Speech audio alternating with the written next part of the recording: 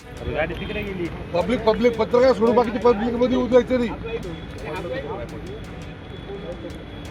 गाडी तिकडे गेली. गाडी त्या साईडला. आवाज आहे ना साहेबांना. ते मुलं उचलून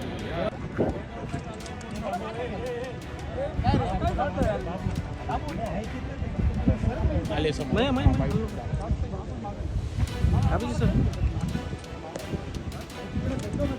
निश्चित काय झालं तुम्हाला नाही कल्पना. वर्तमानपत्रातून वाचलं आणि पोलीस कमिशनरनं सुद्धा संपर्क केला. ते म्हणाले चौकशी सुरू आहे. काही लोकांना त्यांना बोलवून घेतलेलं आहे. कारवाई सुरू आहे. एका कंपनीमध्ये काम करत असताना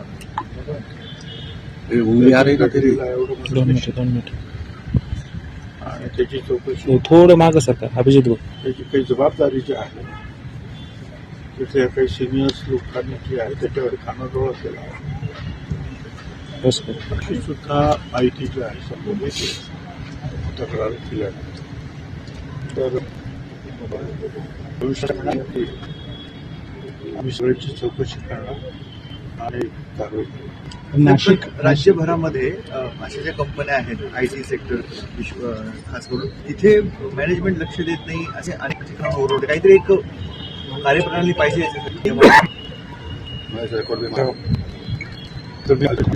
परंतु साधारणपणे जे असतात 10 तास मुली काम करत असतात. बराच वेळ असतो. आता तो काही काळ कमी केला त्यामुळे काय ह्या असल्या काही घटना थांबणार आहे. याच्यावर एकच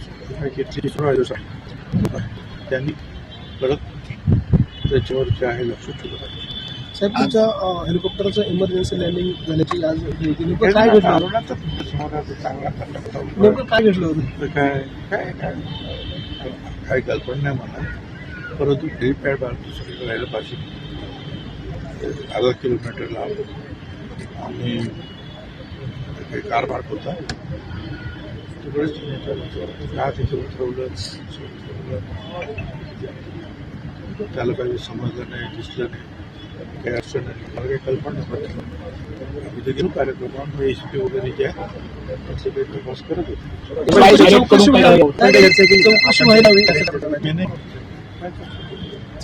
चौकशी व्हायला हवी त्याची.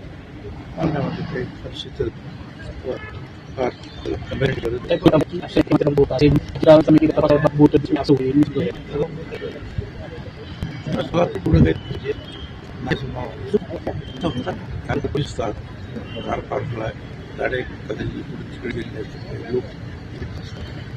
असं काही पण होऊ शकत नाही.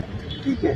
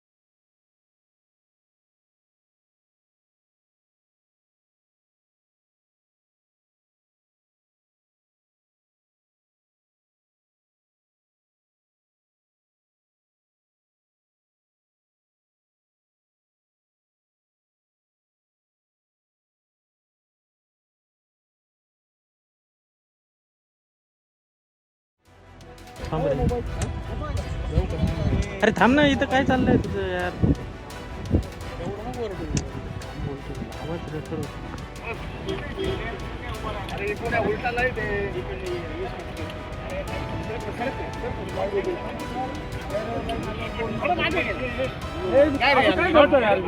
बाबू आहे तिथं फक्त